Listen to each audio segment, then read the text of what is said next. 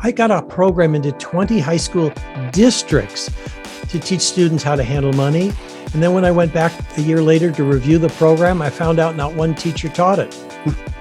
The reason is the teachers were intimidated by the material. Move over, baby boomers. It's time for Gen XYZ. It's time to stop waiting on the world to change. It's time to be the change. It's time to stop thinking about how your life can be better. It's time to start taking action, massive action, to improve your life. Join Zach Winter and Mark Adair Rios every week as we learn how others had the grit, determination, and conviction to 10x their lives, and as we explore ways that can help you 10x your life. Hello, and welcome to another edition of 10X for Gen XYZ. I'm Zach Winter. And I'm Mark Rios. And today we're really happy to have as our guest, Rennie Gabriel. Yeah, Rennie's a good friend of ours, and he's a financial advisor, been a financial advisor for many, many years, but very different than your typical financial advisor. You know, Rennie, maybe we should start by kind of talking about your background and your story as initially as a financial advisor, and then how you shifted to where you're focused on now. Sure. The fun, interesting, maybe sad, depending on, your perspective, is that I started in the insurance business. I became a chartered life underwriter. I transitioned into becoming a certified financial planner. And nowhere along the line is there any education on how to handle money effectively on a day-to-day basis. And so I struggled with money all my life until about age 50, where I finally learned how to put it together. And Tony Robbins has a great expression. It's model what works. Mm-hmm. Well, the training as a certified financial planner is about helping other people with their wealth, not how to create it for yourself. Yes. Yeah. And so I started looking at what are wealthy people doing. I copied that. One of the important things is wealth creation's a team sport, not a solo sport. Yep. You and Mark are doing things together. And when I fully embraced that in my 50s, I literally went from broke after my second divorce and a business failure, that within 8 years, I was a multimillionaire. Fantastic. Isn't that something? Yeah, that's great. I think it's fascinating that through high school, through college, you're never taught how to manage money. Nothing. Right. Nothing. Nothing. Yeah. Not even a simple like how to balance a bank account. It's correct. It's just shocking. Yeah. Well, if you think about it from the standpoint, and I could put the two of you on the spot. I'll ask Mark first. Mark, do you remember when you were of high school age that your parents sat down and taught you how to handle money effectively? First off, it was my parent, and she was too busy at work. So the only thing that I'm going to put this out here, and I'm not putting my mom on blast, is just how it was. But the only thing that I did learn was about, credit cards. Mm-hmm. And when I was working at a young age, but when I had my own, I call it man money now, but when I started to get man money then, and I could do things, credit cards, the offers started coming in, and very, very dangerous. I'll just say that, very dangerous. Yeah. So I didn't know anything about any of that. Yeah. So I'm not hearing your mom taught you about credit cards, but you figured out how to abuse them. Oh yeah, absolutely. Oh, I watched her, unfortunately. But okay, fine. So I get it. Okay. Zach, how about for you? My parents didn't really teach me at all. I had an interest at a very early age. I opened up a bank account, and back when I was in high school, I had a little booklet. They would put in my deposits and my withdrawals, and I could track it, and I could see the money growing, and I loved that. So at a very early age, I loved working and growing the amount in my bank account. But I was never taught how to balance income and expenses and the beauty of compounding your interest. One thing I did with my daughter, we were giving her an allowance, a weekly allowance, and And she would spend it, each week. And so I decided to kind of teach her about compound interest. So I said, okay, we're going to go open up a bank of mom and dad. And I'm going to give you an allowance, and we're going to keep an Excel spreadsheet. And you can track at the end of each month, I will give you a 10% return on the balance. So you can either spend it that's a very healthy return, 10% on the balance each month, right? And so she saw how her balance could really grow if she didn't spend it. And I think that was a useful tool. Yeah. And so what I'm hearing is you figured out something on your own. And I'm not blaming parents for not teaching their kids how to handle money. They can't teach what they've never learned. Right. Same for school teachers. Like you said, it's not taught in high school or college. Teachers can't teach what they've never learned. And I'll give you an example. You're probably not aware of this, but I've surveyed hundreds and hundreds of CPAs and asked them if in their coursework to become a certified public accountant, there was instructions on how to do an income and expense sheet from the standpoint of teaching their clients how to handle money. It's not there. So even the people that clients might turn to have not been taught how to handle money effectively, or to teach their clients, I mean. So there's what I'm kind of getting here is that there's like a missing piece in between the two services, right? You have your financial planner, which most people are a little bit scared to go to if they've never dealt one. They're kind of, or they've been taught that, I need 50,000, 100,000, 200,000 to even talk to a financial planner, right? That's the middle class kind of thought about it. And then over here, you have your CPA, which most people, they collect the receipts for, and it's either, maybe they'll make a phone call like, is it good for my taxes? Otherwise, it's the end of the year. But there's that middle ground of like, how do I do a budget? How do I, and how do I stick to a budget or, all of that stuff that like, it's, are you saying that one or the other should be able to help us there? Or is there a middle kind of teacher that should help? Yeah, well, yes, I believe there should be information in school. I don't think we need to go to a professional to learn these things if it's taught to us in school. I got a program into 20 high school districts to teach students how to handle money. And then when I went back a year later to review the program, I found out not one teacher taught it. The reason is the teachers were intimidated by the material. Interesting. So I had to teach the teachers. And that's what I'm getting at. There's no instructions anywhere. Credit card companies, other financial institutions can take advantage of the fact that most of the population is completely unsophisticated around money and how to determine interest rates, how to do a budget. And by the way, I don't even like to talk about budgets. I talk about creating a spending plan. Let's spend money in alignment with the goals that you want to achieve. And it sounds like that was the approach that Zach took. Right. He was setting aside money. He had, the money to do with things that he wanted to have happen. But most people have no clue how to do it. As a matter of fact, like I said, I didn't know how to do it. And I was certified as a financial planner. Listen, a budget is like a diet, right? I mean, both of those exactly. two. They're just they're four-letter words in some sense, but they're the same thing. And so I love that idea of, that the spending plan idea for sure, because you're not, the sense is that you're not cutting anything out of your life. You know what I mean? You're not doing the austerity method. Exactly. Right. So you're looking for what is it important to you? What do you get pleasure out of what you're buying? Are you getting the level of pleasure you're paying for? And when you ask yourself questions like, is this in alignment with what I want? Is this going to get me closer to my goals? If you're asking questions as you're spending money, did I get the level of pleasure I paid for? Then you can make decisions that are a fit for what you want to accomplish. Yeah. Interesting. So, Rennie, you wrote a book, and I see you have it in the background, Wealth on Any Income. And it's such a provocative title that you can grow wealth regardless of your income. Yeah.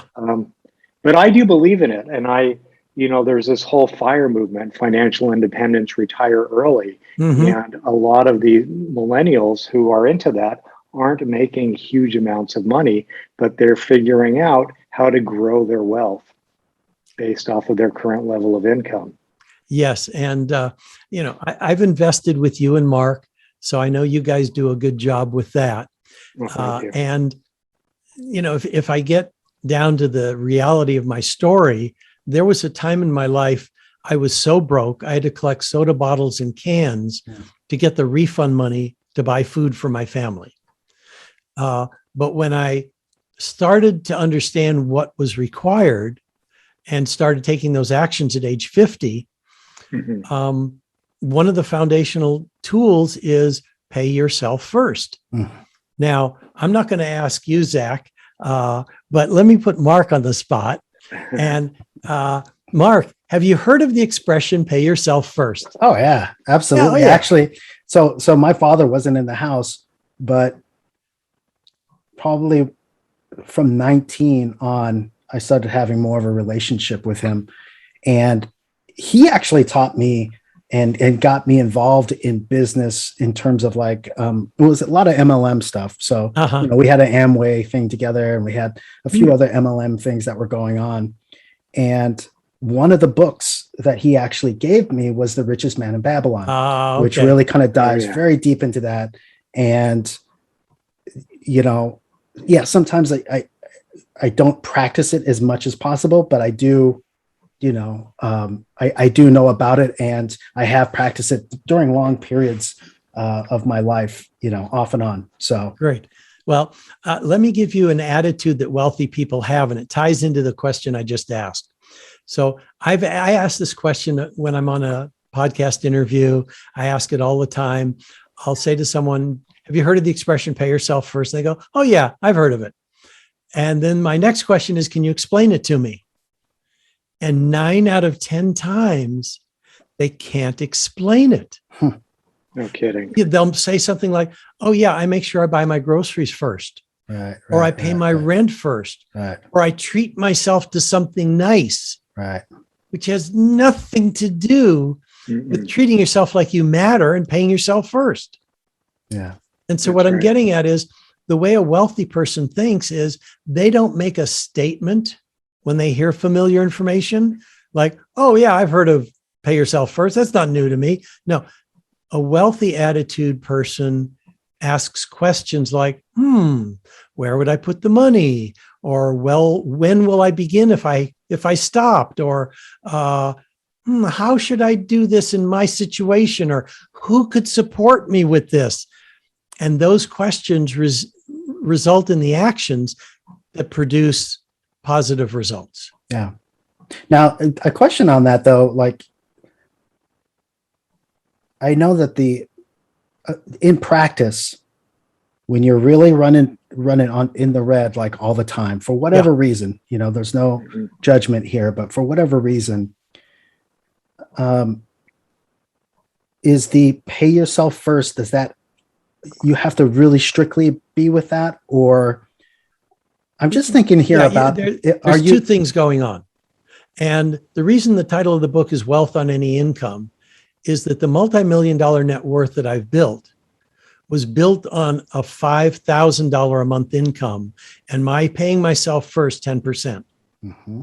Well, so yes, a part of it is paying yourself first no matter what, because what that does is set you up for success. You're creating the attitude that you're worth having money. And on that basis, you can take the other step, which is looking at the expenses and cutting out the things that don't support you and getting out of the red. And up until that point, the more money I made, I still didn't have anything. When I was earning over $100,000 a year, I was short $24,000 in covering my expenses. The point is, as my income grew, I got farther and farther behind. Yeah. Because so what I'm getting at is you're spending more and more as you exactly. My income is rising, so my expenses rose ahead of it. Yeah. But when I finally got this stuff into alignment and said, I've got to look at the expenses first, I not only cut out the $24,000 beyond what I was earning, my income jumped by 50,000. That's great. Yeah. Yeah. That's a good way of looking at it, actually. Yeah. And that's it. And that's really kind of just a little bit getting closer to my, my original thought, though, is there a period of time? I know you say at any income, but do you really mean on any income, or does it mean you have to make that switch and really want to, take away some of the fat from your expenses? You have to make that switch. It's almost any income. And here's what I mean. Someone who's living only on their Social Security, it's not going to change much.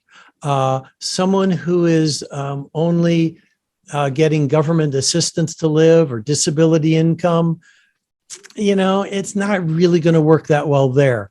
What I'm talking about is someone who has some modicum of control over their income. Mm-hmm. As an example, I was doing business consulting. I was coaching actually CPA and financial planning firms on how to grow their revenues. That's the work I was doing as a business coach for $5,000 a month. The thing that needs to occur for almost anyone, like you were talking about your dad in the MLM business, well, fine. Create an additional source of income, even if you're on a paycheck. Or when you're on your paycheck, and if it's adequate to cover the majority of your standard of living, then figure out what you can get rid of if you want to create wealth. Yeah. And that's the money you start setting aside, paying yourself first, and it will work out. But like I said, if it's a government program, it's disability income, if it's Social Security, if someone's on a fixed income and they're 65 or 70, they're going to have to create another source for it to work. That's a great tip. It's a great tip. Yeah. And we're really talking about architecting your income and expenses. Yes. Reducing your expenses to the expenses that are going to result in joy and what you need, eliminating the fat, as Mark said, but also looking towards ways to have your money start to work for you, or to create other additional streams of revenue to grow your income and thereby grow your overall net worth. Exactly. And one of the things that I am so blessed to be able to do is donate 100% of the profits from teaching other people how to handle money powerfully. I donate it to a charity called Shelter to Soldier. And I've had a few people say, well, wait a second. How could you donate 100% of the profits from your business to a charity? How do you live? Right. The way I'm able to live is because of the investments like those I've made with you and Mark. Right. I've got a strong stock portfolio. We have apartment buildings. We have the commercial stuff. We have triple net leases. That income is what I live on. So I can donate 100% of the profits from working, because I work by choice, to a charity. That's fantastic. That's a beautiful thing. Tell us a little bit more about the charity. I read up a little bit about it, but it just seems like such a wonderful cause. It is. If someone hates dogs, they're not going to enjoy this, but if someone cares anything about dogs, they would, because this is a charity that's saving 2 lives at a time. They're rescuing dogs from environments where they could have been euthanized. Mm-hmm. And then they train them as service animals for soldiers who've come back with PTSD or traumatic brain injuries or other issues that might have otherwise committed suicide. Wow. So such a good cause. It is. I mean, That's the dog's amazing. life is saved from being euthanized. The soldier's life is saved because not one who's gotten their service animal has committed suicide. Wow. And the suicide rate among veterans is almost 1 an hour. It's 22 per day. Oh my gosh. Wow. Shocking. Yeah. Now, is this a nationwide charity, or is it? Well, they're in local California? to Southern California right now. Right. And my donations are designed to help them continue to grow so they can get larger and larger and serve more and more people. And- When I first met them, they had like a few dogs in training. Now they have 65 dogs in training. Wow. Terrific. They can house the veteran while they're being trained with the dog. It covers all the food, the training costs, the veterinary bills, housing the vet and the dog. All of that's covered through donations. There's no government subsidies here. That's amazing. What's their website if people want to go and check them out and maybe make a donation? Yeah, well, they can make a donation because I've got links to them on my website, Wealth on Any Income. And the charity's website is sheltertosoldier.org, O-R-G. Terrific. So yeah, if they go to my website, Wealth on Any Income, they'll see all sorts of information about Shelter to Soldier. They could press buttons on my website and find out more. They can donate directly through my website. And I've had quite a few people do that. That's great. That's great. And we'll be sure to include the link in the show notes. Thank you. Yep. You know what? I just want to, kind of get into this because Zach and I have this conversation quite a bit. We're aging Gen Xers and the millennials are nipping at our heels, as it were. And I guess it was the same when we were younger, but I don't feel like, back in the day, there was all this need or want for like the bling in life, right? The status seeking. Naval had that great thing about, if you've ever watched his Twitter feed, he had a big long feed about how to get wealthy, right? And one of them was about kind of delineating between seeking status and not seeking status, and a lot of the producers who are really making things have to kind of decide whether or not to seek status, because going back to my original point, you pay yourself. What do you do with that money? And there could be some decision making right around there of, do I go out and buy some bling, which may not be, the best thing, at least from my perspective now. Yeah. Or do I try to find some investments? But the other side of it is, on the investment side, Zach and I talk about this too, is, okay, are the meme stocks or the Doge coins or the Shiba coins and things like that, are those investments, or are they, well, that's gambling, but are they also part of that status seeking thing as well? So I'm just wondering. And that could be. And there was a wonderful book I read recently called The Psychology of Money. And I can't think of who the author is. I'm looking to see if Morgan, looks like Huel or something like that. Anyway, he makes a fabulous distinction along the lines of what you're describing, where he says that there's a huge difference between income and wealth. And what he means by that is, you can see someone who's making a lot of money. They're spending it in ways that create the kind of status you're talking about, driving a fancy car, wearing a fancy watch or fancy clothes, or vacationing and, where they're vacationing, whatever. You're seeing the income. But what you cannot see is the wealth. That's great. And I'm an example of that.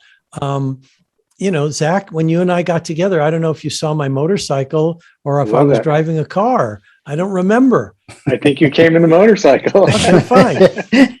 So you look at that and you say, okay, this guy is ordinary. There's no way for you to see the level of wealth I have from either the clothing I'm wearing or the car that I'm driving, because I'm not after the status. Right. And it doesn't have to be an either or conversation. Either you have status or you have wealth.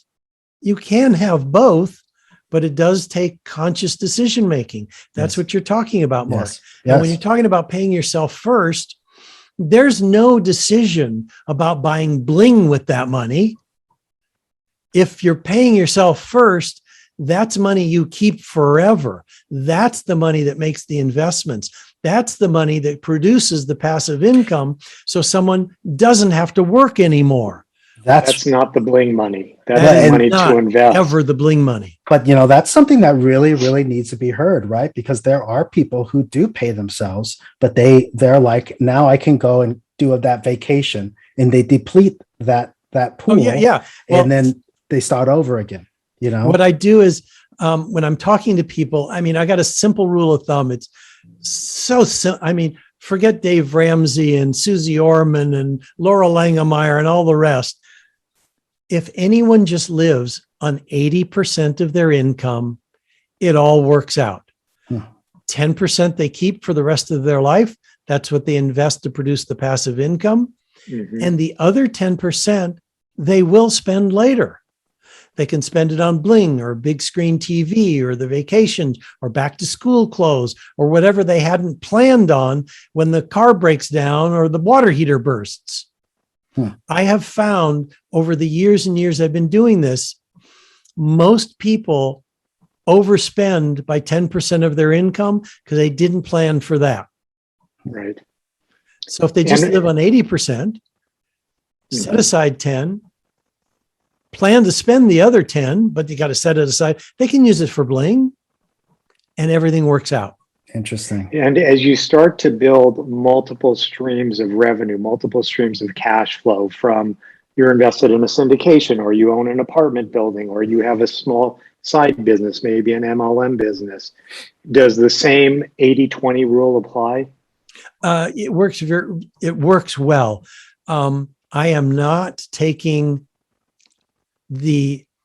when I was first starting, yes, the revenue from the apartment buildings, I was setting it aside and paying myself first because I knew if I didn't and we had a plumbing problem, we couldn't cover it. Mm-hmm. But at this point in time, the income is so great from all that stuff.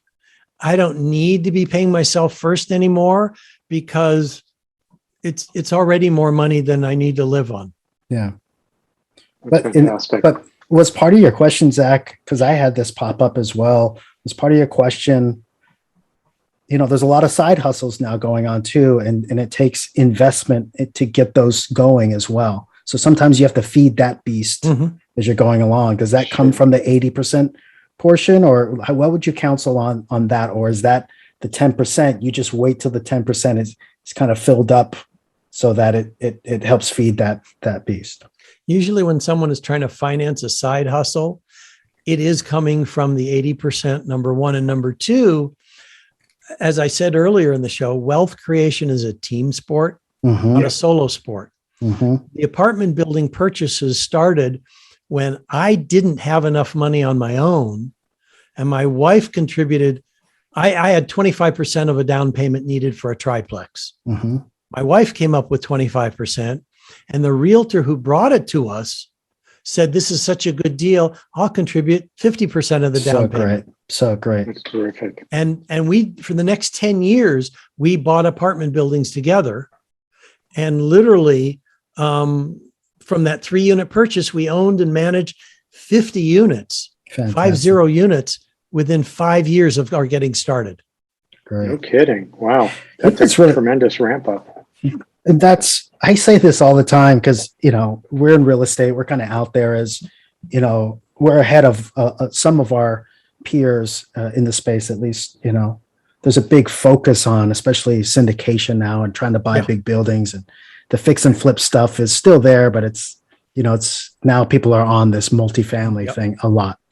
And one of the questions I get all the time is, how do I see two things. One is a question of how do I scale faster, right? I'm stuck in this monopoly game where I'm doing a duplex and now I got a single family and maybe another duplex, and they're trying to go out to a bank and get the down payment, save money and the whole bit.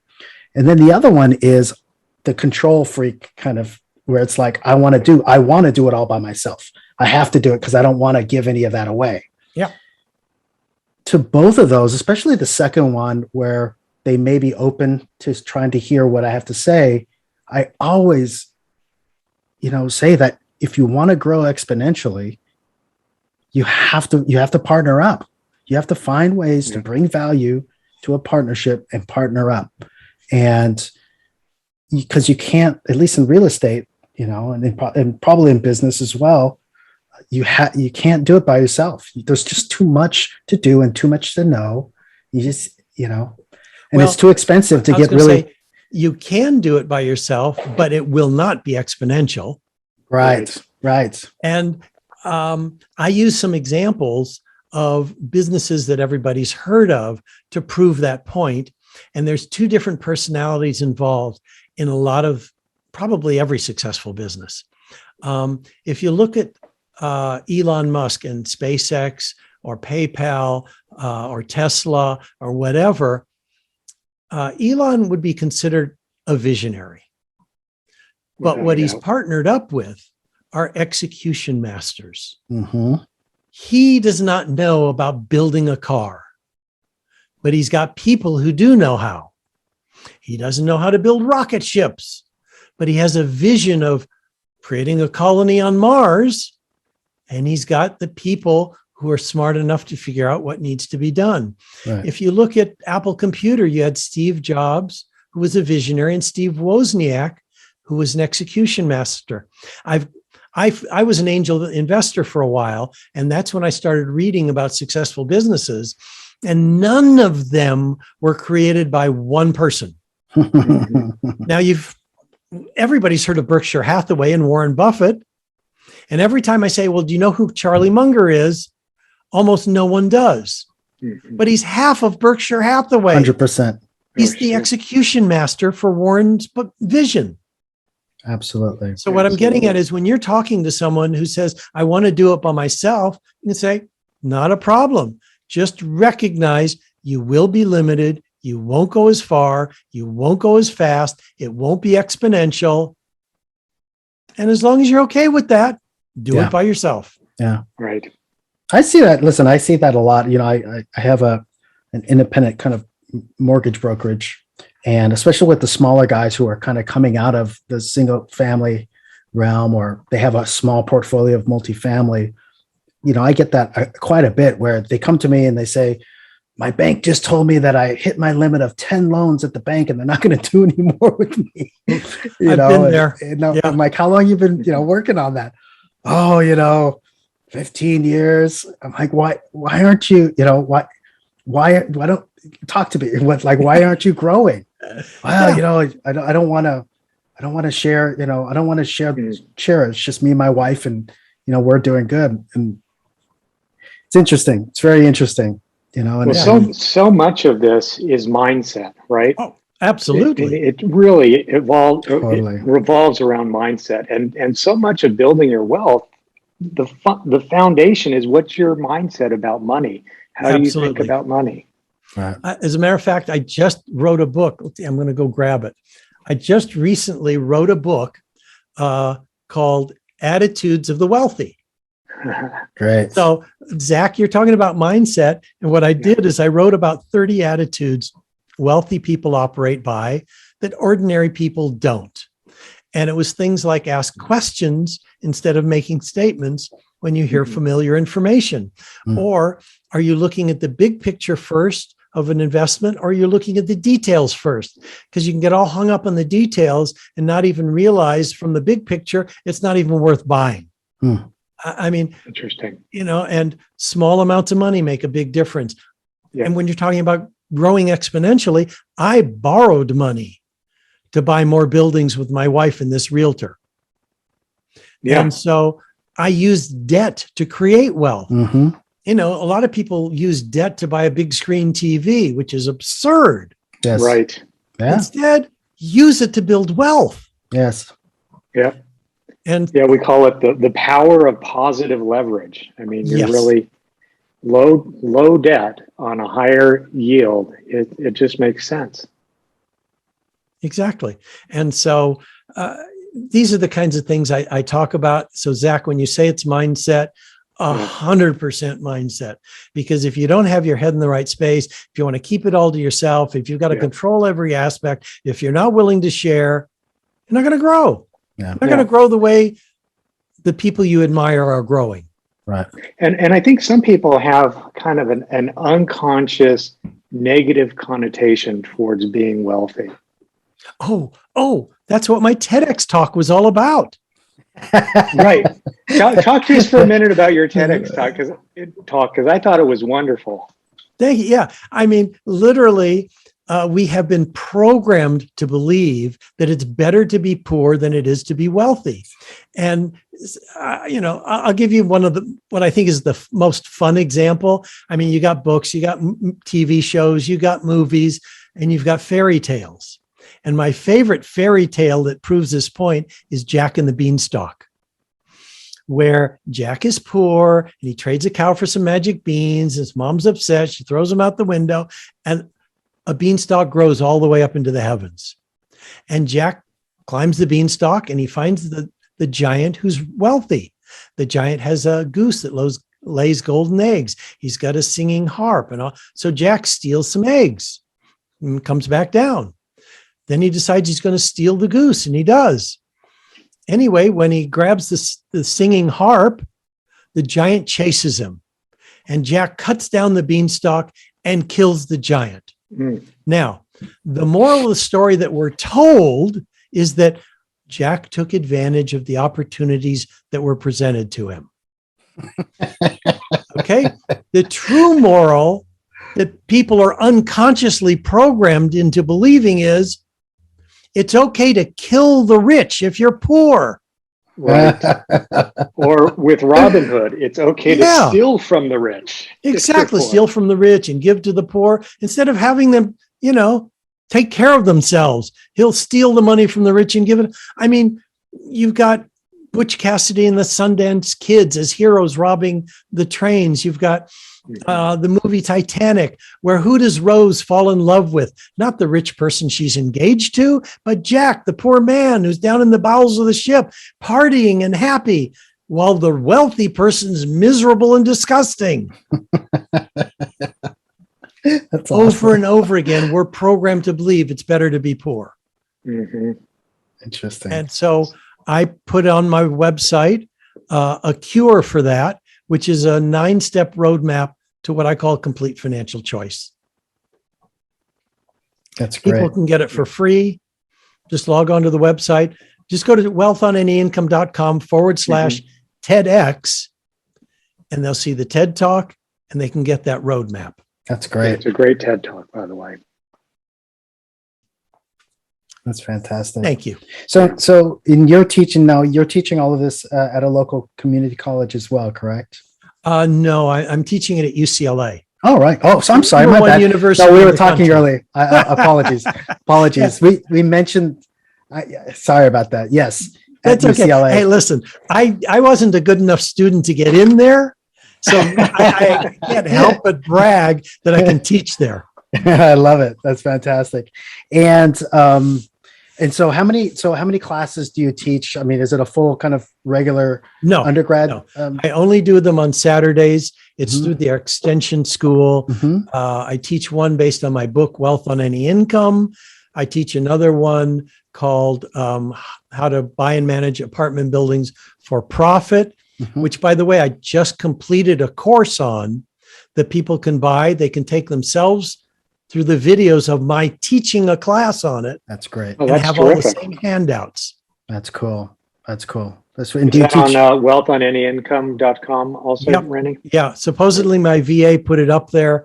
Well, you're not broadcasting this stuff till sometime in the future, right? Mhm. So by Right. then, yes, we'll have the landing page, we'll have the sales page, we'll have all of that on the wealthonanyincome.com website. Great. Super. That's fantastic. That's very cool. So what's next to ask? Well, other than Wealth on Any Income, which I think people should order and read, if you had to gift a book to somebody to help them out, which book would it be? It would, it would probably be Wealth on Any Income, because the first third of it is about attitude. It's like, where did you come up with the beliefs that you have? How do you get out of them? And then the latter 2/3 are the tips and techniques, Okay. where the attitudes of the wealthy book is just strictly about the attitudes. Yeah. Yeah. And would you say that it's kind of more important rather than the question of, hey, I have $1,000. Where should I put it? Versus the key takeaway that is pay yourself first, and you have much more than the $1,000 very, very quickly. Absolutely. And Right? it's funny that question reminds me of a similar question where someone would say to a travel agent, "Hey, I have $10,000. Where do you think I should go?" No, Right. if you got $1,000, you want to educate yourself in terms of what's available to you. And yes, if you're paying yourself first, you're going to have more than that. Yeah, totally. I want to ask just real quick. You mentioned this motorcycle thing. Motorcycles are very dear to my heart. Are you still riding? Oh yeah, absolutely. Nice. As a matter of fact, just yesterday, I bought a device called the Moto Lift because I was backing my Goldwing out of the garage, and the driveway, I ended up leaning the wrong way, Right. and I dropped it. Oh, And thank goodness there was a neighbor who was at home who helped me lift it up, because I could not pick it up by myself. Oh man, Goldwings are like big. how much And does so- that weigh? Oh, they're huge. About, I don't know, 750, 800 Yeah. pounds. Oh gosh, that's really heavy. Yeah. So I ended up ordering this lift from an ad I kept from 3 years ago, and I lied to my wife. I said, "Honey, when the bike falls over and I can no longer lift it, I'll give up riding." So how does that work? How does the lift work? It's a ratchet system, Right. and where you hook it onto the bike, you set it up, and you crank it like you'd be lifting a car to change a flat tire, Uh-huh. and it lifts the bike back upright onto the side stand. That you can do it by yourself. You just brought up nightmares for me. I grew up around motorcycles. That's the reason why I brought it up. And I used to work when I was a kid, like 10 years old, very scrawny. I was a little scrawny, skinny kid. But when I was working, I was kind of bartering for my because I raced motocross. So I would work for my actual motocross bike and parts and things like that. At the end of the day, invariably, I would have to push, because we had all the bikes on the outside of the shop. At night, we had to put them inside. Yeah. And I was the guy that was pushing all those big, huge, and I had to do the Goldwing. And that oh my God. And if I dropped it, it was done. Like I would have to. It's going to lay there I would until have to pay someone for else it. comes around. Oh my gosh. So I just remember like, oh God. And everybody's just looking at me like, ah. Oh yeah. Yeah. Well, it's funny too, because a few years ago, I bought a Triumph. I always wanted a Triumph Bonneville, so I got one. Great. I used it. I put on 500 miles in the 2 years I had it. Brilliant. So then I sold it because it just took up space. I liked looking at it, but if that fell over, hey, no problem. I can pick this up. Now, have you done any have you gone out to Sturgis? Anything like anything long like that? The farthest I've gone from Los Angeles was Las Vegas when my daughter was living there with my grandsons. I visited my son and his two children in San Diego. Those have been the farthest trips. I use it around LA instead of a car because the traffic's so horrible. So you split traffic in that big thing. Yeah. Well, if they've got construction, you can't, because they take away a lane for the construction and you can't fit through the cars. Yeah, totally. That's awesome. Yeah, my wife won't allow me to. Good for her. That's funny. Hey, Rennie, I wanted to ask you, just switching off of motorcycles. So as a certified financial planner, usually financial planners are asked, directing their clients to invest in stocks and bonds. And I know that you kind of have an affinity towards real estate. How do you advise your clients that are coming to you for advice on architecting their portfolio? Do you have them go into real estate and stocks and bonds? What's your advice? My advice is twofold.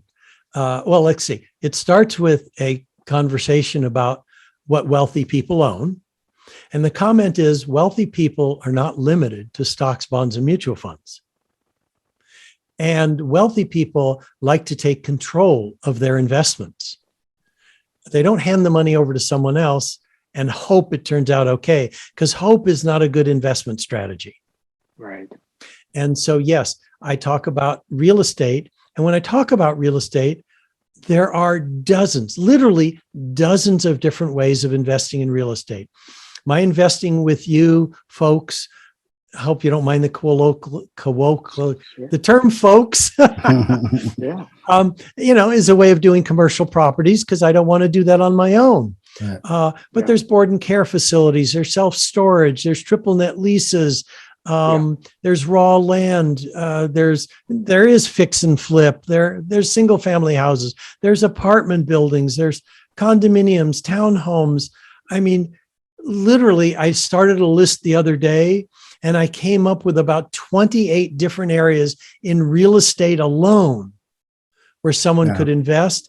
And they really have to determine what it is they'd be comfortable with. That's the other aspect. Mm-hmm. What is it they would be comfortable with? Yeah. And how involved are they willing to get? Right? Oh, exactly. Do they want to be I mean, at this point in life, we're down to 14 units that we own and manage. Mm-hmm. And there are days where it feels like that's too much. And, the bulk of our stuff is passive. And at my age, that's what I appreciate the most. Right. Right. So when you were up to 50 units, you were self-managing, correct? Yes, we were managing. Smaller. I was managing them. You were. And so you were the one getting the calls in the middle of the night and the tenants and toilets and all of that stuff, right? Correct. Yeah. And yes, for 7 years, I worked about 7 days a week. It might only be on an hour or two on a Sunday, but it was every day I was available. And at this point, my wife and I can go off for 2 weeks and my assistant can take care of whatever. Mm-hmm. Yeah. To your point, it's a team sport, Exactly. I was so bad at that. I had a single family portfolio. I was such a bad landlord. Oh man. It wasn't like I'm a good asset manager, I'm a good, financier and all that stuff. But the actual like one-to-one landlord, hey, ring me up and I got your back, oh man, it's just so bad. Yeah, after 20 something years, I am getting tired of that. But hey, at the same, it made me wealthy. Yeah, so of course. Yeah. Of course. You got to put the work in, right? You got to put the work in. Totally. Interesting. Yeah. Well, this has been absolutely wonderful, Rennie. Thank you so much for coming on the podcast. Oh, you're welcome, Zach. Thank you, Mark. Thank you, Zach, for having me. I appreciate it, getting to talk about Shelter to Soldier. Yep. And by the way, if someone literally makes a donation of $25 to Shelter to Soldier, I'll send them a free copy of my book as a PDF. Beautiful. That's a great offer. And your website, once again, wealthonanyincome.com. Yes. And we'll be sure to include that in the show notes as well. That's great. Thank you so much, Rennie. Thank you, Rennie. Bye. 10X for Gen XYZ is hosted by Zach Winter and Mark Adair Rios, co-founders of Prosperity CRE, a commercial real estate investment firm committed to providing its investors with ongoing cash flow and building long-term wealth. If you like the podcast, please give us a positive rating and subscribe to be notified about future content. Also, if you'd like to learn more about our approach to real estate investing, you can download a free copy of our real estate investment book, Investing for Cash Flow and Long-Term Wealth, by clicking the link in the show notes below. Thank you and stay tuned for our upcoming episodes.